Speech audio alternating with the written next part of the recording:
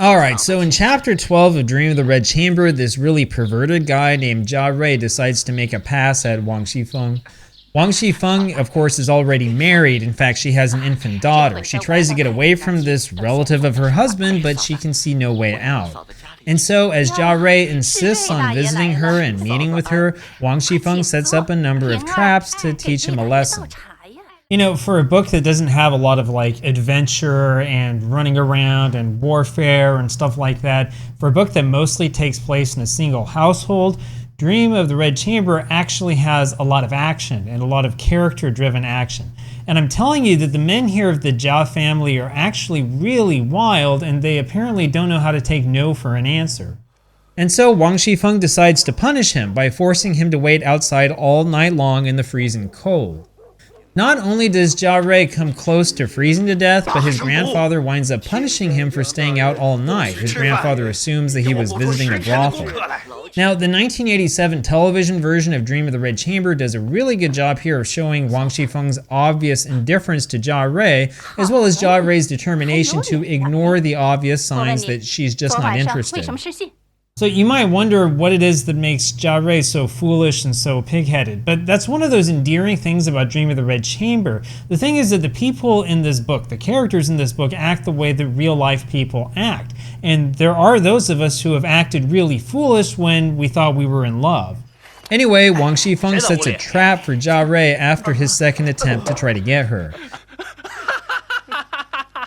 Jia Rui winds up incurring a significant debt to his relatives as a result, and Jia Rui winds up spending another night freezing outside. Now, of course, this whole thing winds up with Jia Rui on his deathbed.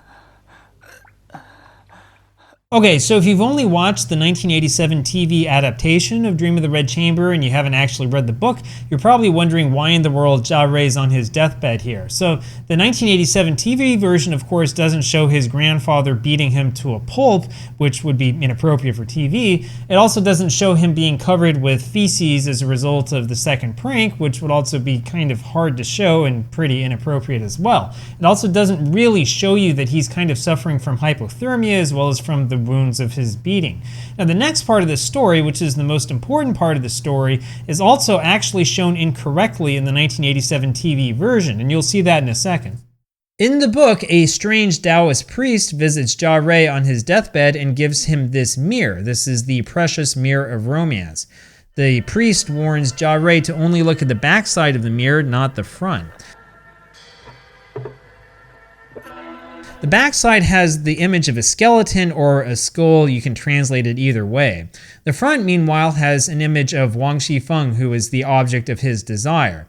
Now, the television version is a little bit different. In this one, he looks at the front of the mirror first. In the book, he sees the skull on the back first. He complains that the priest was just trying to scare him, and he looks at the other side, and he winds up being captivated by Wang Xifeng. So the most important thing to understand here is that the front side of that mirror is just going to show him whatever he wants to see the most, right? It's sort of like that one mirror in, I can't remember which one of the Harry Potter books it is, where Harry looks at it and sees the thing that his heart desires the most. It's the same sort of logic. Now, in this case, the only thing that Jia Rui really cares about seeing is Wang Xifeng, and this is the person that he simply cannot have. And it is that unbridled desire, the desire for something that's forbidden, that winds up killing him. The image in the show is unbelievably dramatic. The beautiful Wang Xifeng suddenly turns into a skeleton, almost like this was a jump scare horror film.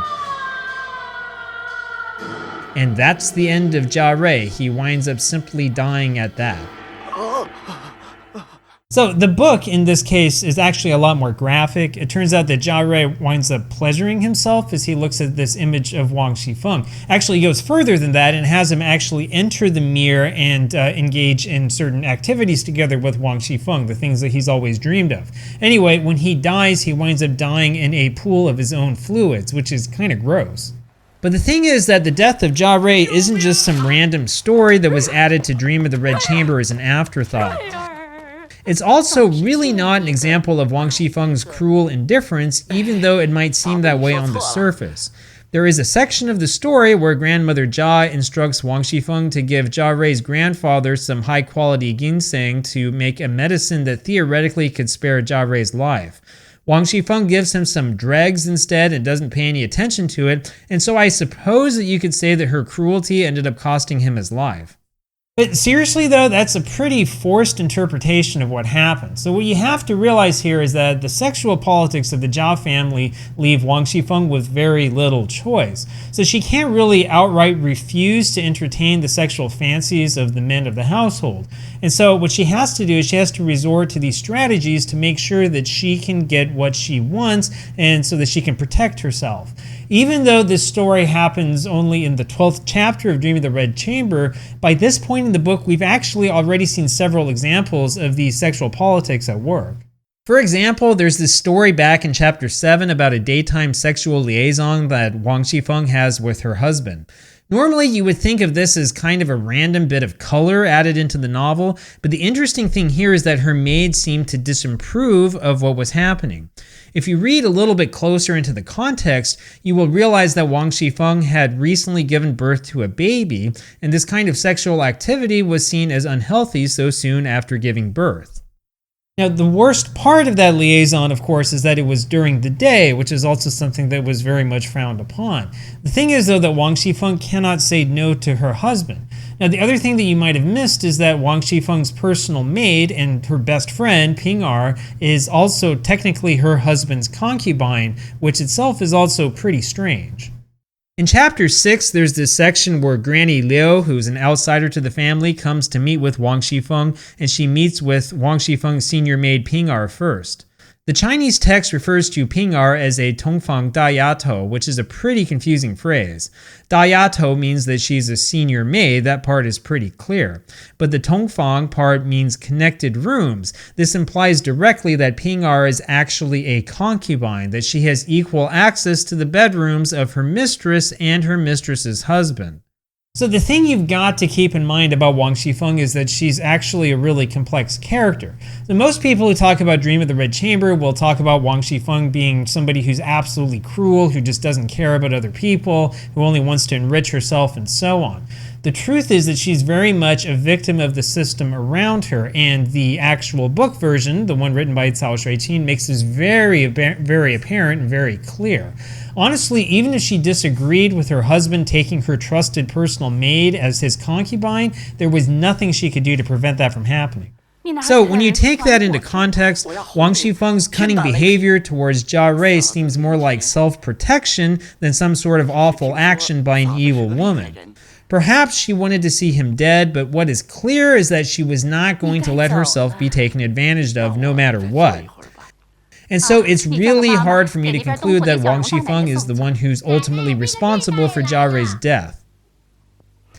So on the contrary, I actually think it's really obvious that Jia Rui's death came about largely because of his own foolish choices. In fact, there's something that's really deep going on here, something that's deep, but it's actually pretty easy to explain. You see, Jia Rui wound up spending his last days chasing after an unattainable fantasy instead of focusing on reality. You see, the mirror is really just a reflection of what he really wanted in life. Jia Rui was foolish and stubborn and refused to acknowledge that he really had no chance with Wang Xifeng, who again was already married. The back of the mirror told him the truth. He was going to die soon, but he would rather embrace the fantasy on the front side. Now, when I was thinking about this story and how I could make this video and try to relate to everybody, I realized that I've actually had a similar experience in my own life. Now, naturally, I didn't sit around staring at a mirror when I was on my deathbed, right? I didn't die as a result of this, or else I wouldn't be talking with you right now. But I can tell you that I've been through a period of my life where I was completely infatuated with somebody that I probably should not have been in love with. So starting with when I was in middle school, I developed a crush on this girl who was in my neighborhood. I won't show you any photos of the girl, but I probably looked like this back then, sort of dorky. Anyway, I liked this girl a lot, but I wound up mostly admiring her from afar instead of, talking with her and actually getting to know her. Now, the worst part is that I created this image in my head of what I thought that this girl was like, sort of my version of her, which when you think about it, it's sort of like your version of yourself with another person's face on it. I ended up spending a lot of time doing that instead of, taking the time to go talk with her and get to know her. And so in that sense, I was actually kind of similar to Jia Rui. And in the end, it was a total waste of time. So my crush on this girl continued until I was 18 years old. We're talking about like 6 years of my young life. I finally worked up the courage to ask her on a date when I was 18 years old. We went out, we saw Spider-Man, the 2002 movie, which had just come out in the theaters. Anyway, that was the end of that. So as you know, if you've ever tried it before, the problem with going on a first date to see a movie is that you can't talk, it kind of sucks. But it didn't take me long, during this and after this date, to realize that I actually had nothing in common with this girl at all. It didn't matter how nice the fantasy was or how pretty I thought she was. Now, at least I was able to realize this in time and sort of cut my losses. I mean, it was 6 years into it, but at least I figured it out, right? In the case of Jia Rui, he never actually got to that point and simply couldn't stop and instead had to live with that fantasy forever, which is a really sad thing when you think about it. Though it's not really all that clear in the TV version of Dream of the Red Chamber, it is really clear in the book. Jia Rui dies because he's completely given up on life. All he wants to live is this fantasy. It's a fantasy that simply cannot come true, but he would rather entertain his mental fantasy than face reality. Anyway, in a very real sense, this is actually what the deeper meaning is behind the whole book, Dream of the Red Chamber. So I know that a lot of you have been asking me over and over again what it is that Cao Shui-Qin thought about Buddhism and Taoism. Honestly, I think that you guys are approaching this book from the wrong angle. In other words, what you're trying to do is you're trying to take some outside ideology or interpretation and impose it on the book. There are a lot of examples of people doing that, especially people taking Marxism and imposing it on Dream of the Red Chamber. What I recommend is that you actually read the book and look at what the book actually says on the surface, especially in stories like this one. When you look at the book for what it is and for what it says, you will discover precisely what the author thinks is most important, and you'll have the answer to your questions.